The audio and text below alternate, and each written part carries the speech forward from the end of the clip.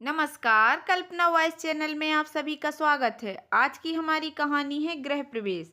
बाजार से घर लौटकर शारदा ने सोच लिया था कि अब वह शांत नहीं बैठेगी, डटकर मुकाबला करेगी मुकेश की हर बात का।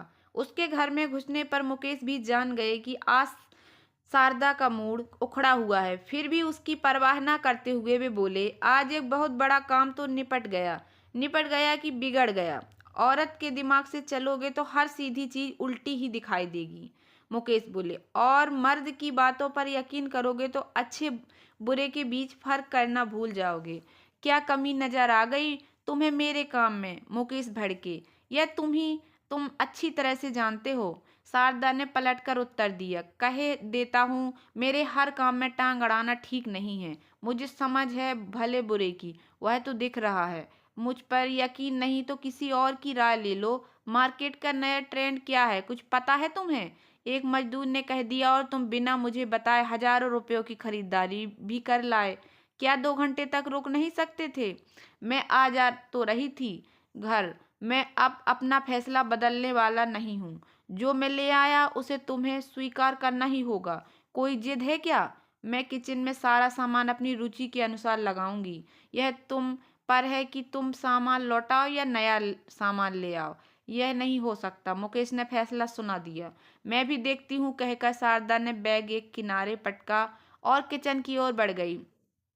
स्कूल से बाजार और बाजार से घर वह काफी थक चुकी थी। उसने 2 कप चाय बनाई, एक कप मुकेश के आगे रखकर खुद बाहर आंगन में खड़े होकर तार पर टंगे कपड़े उतारने लगी। बरसों से शारदा और मुकेश का एक सपना था कि उनका अपना एक सुंदर घर हो।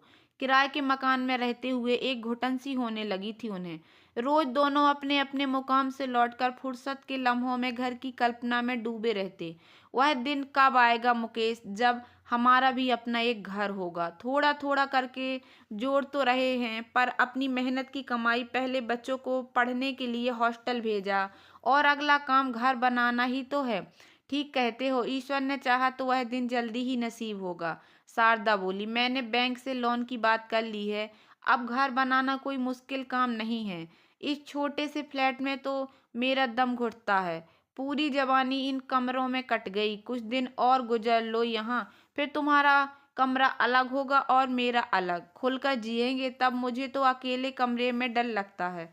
आदत ही नहीं है अलग सोने की। धीरे धीरे यह आदत भी पड़ जाएगी। मुझसे तंग आकर तुम्हारी कभी इच्छा नहीं हुई अलग होने की? धीरे धीरे यह आदत भी पड़ जाएगी। तंग आए तुम्हारे दुश्मन, मेरा तुम्हारा एक ही बेडरूम होगा जिसे हम अपनी रुचि से सजाएंगे। मुकेश और शारदा ने बहुत बड़े बड़े सपने नहीं देखे, बस अपने लिए उन्होंने एक सुंदर घर का सपना जरूर देखा था। सपने कितने सुंदर होते हैं, हकीकत से परे। इन्हें जैसा चाहो तोड़ मरोड़ जा सकता है। एक ही सपने में दोनों की कल्पनाएं अलग अलग थीं। इनमें जरूरत की सारी चीजें थीं। जहां शारदा ने उन्हें एक खास फ्रेम में जड़ रखा था, वहां मुकेश के लिए उसकी उपस्थिति ही बहुत थी। शारदा और मुकेश की घर की कल्पना मकान में तब्दील होते जा रही थी। दोनों के कल्पना के घर में इनके मन की ईंटें चुनी हुई थीं। एक समय था जब वे घर की कल्पना में डूबे घंटों गुजार देते थे। आज मकान पूरा होने की स्थिति में था। उनमें जरूरत की हर चीज थी, पर प्यार का अभाव स्पष्ट दिख रहा था।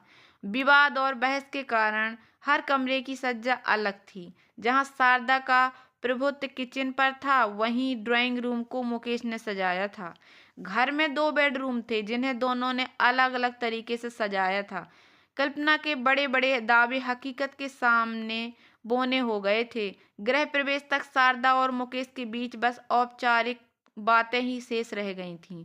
नए घर को देखकर कोई किचन की तारीफ करता तो कोई ड्राइंग रूम की, पर दोनों को इसमें ज्यादा रुचि न थी।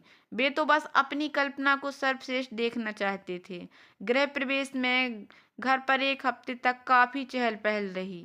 उसके बाद सभी रिश्तेदार अपने अपने घर लौट गए। ये देखकर शारदा और मुकेश ही घर पर रह गए।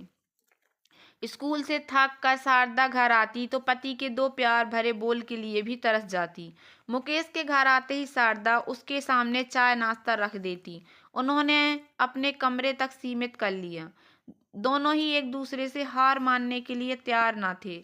नए घर में काम की अधिकता के कारण यह मौन उन्हें शुरू में तो भला लगा, पर शीघ्र ही मन इससे उकताने लगा। लंबी संवादहीनता ने बात करने की इच्छा ही खत्म कर दी। बच्चे छुट्टी में घर आते तो शारदा और मुकेश उन्हें अपनी अपनी पसंद दिखाते। बच्चे भी महसूस करते कि मम्मी पापा की बातों में पारिवारिक भावनाओं की दिन प्रतिदिन कमी हो रही थी। सब कुछ देखकर वे किसी एक की तारीफ करके दूसरे का दिल नहीं दुखाना चाहते थे। परिवार के बीच में इतनी लंबी संवादहीनता भविष्य के लिए कोई शुभ संकेत न थी। यह दोनों ही महसूस कर रहे थे। कभी शारदा सोचती, क्या पाया आखिर में उसने परिवार की खातिर इतना कष्ट उठाकर। एक दिन भी चैन से बैठकर न गुजारा। हफ्ते भर स्कूल, एतवार को घर के ढेर सारे काम, छुट्टियों के में मेहमानबाजी, इतना कमा कर दिया मुकेश को जिसका एहसान उसने कभी नहीं माना। हमेशा उपहास ही किया है। तुम्हें तनख्वाह मिलती ही कितनी है जो काम को लेकर इतना हाय तौबा मचाती रहती हो। मुकेश ऐसा ना थे कि कभी मुड़कर अपने जीवन पथ की ओर ना देखते हों।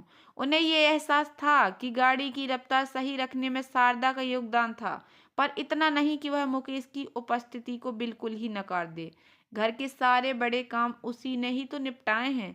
शारदा की तनख्वाह से खाने पीने की व्यवस्था भर ही तो हो पाई। सारी औरतें घर पर रहकर तो अच्छे से घर चला ही रही हैं। जिनकी पत्नियां नौकरी नहीं करती उनके घर हमसे पहले बन गए हैं।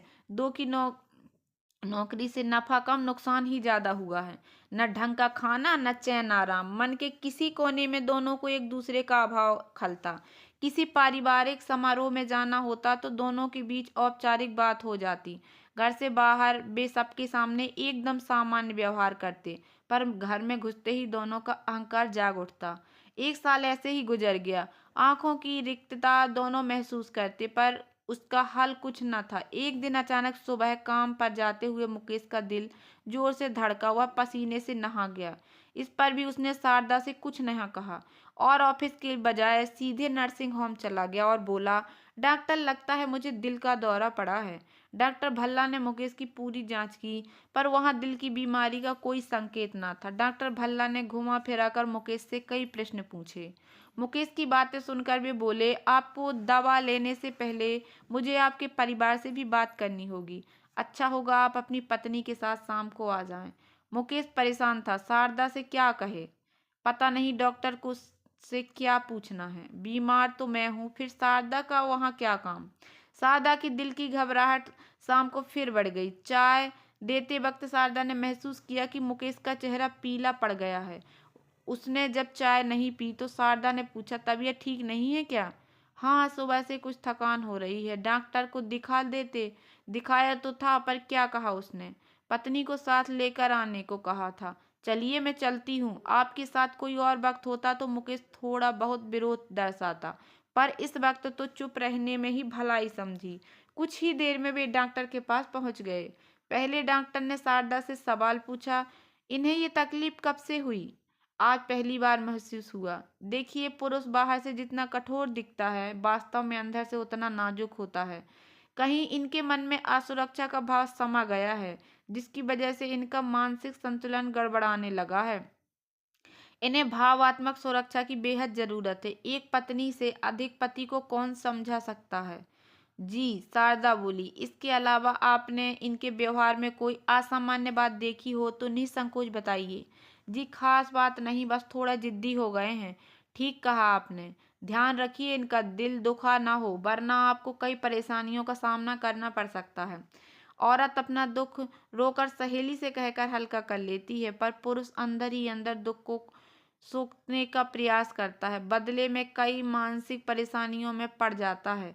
इससे नुकसान उसका तो होता ही है, परिवार भी इससे अछूता नहीं रहता। आप ठीक कह रहे हैं डॉक्टर, मेरी हठ धर्मिता के कारण इनको काफी दुख पहुंचा है। इतना कहकर शारदा ने पूरी बात डॉक्टर के सामने रख दी। सुनकर डॉक्टर हंस पड़े और बोले, आप नाहक अपने को दोषी समझ रही हैं। दरअसल रोग की पहली सीढ़ी में ऐसा ही होता है। वे पुरुष हैं इसलिए कई बात छुपा गए। आप स्त्री हैं इसलिए जल्दी पिघल गईं। सच्चाई जानने के लिए ही मैंने आपको बुलाया था। काफी देर तक शारदा और मुकेश ने डॉक्टर से बात की। फिर डॉक्टर ने कुछ दवाई लिख दी। जाते वक्त शारदा बहुत सहज हो गई थी। घर पहुंचकर उसने पति को दवा दी और देर तक उनके कमरे में बैठी रही। मुकेश को नींद आने लगी तो वह उठकर अपने कमरे में आ गई।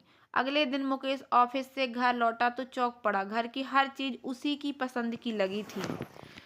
उसने पूछा, शारदा आज तुम कॉलेज नहीं गई? नहीं, घर पर काम था कहकर वह चाय बनाने चली गई। किचन में मुकेश की लाई चिमनी जो कल तक पैकेट में थी आज किचन में लगी थी। यह सब देख मुकेश की आंखें भर आईं।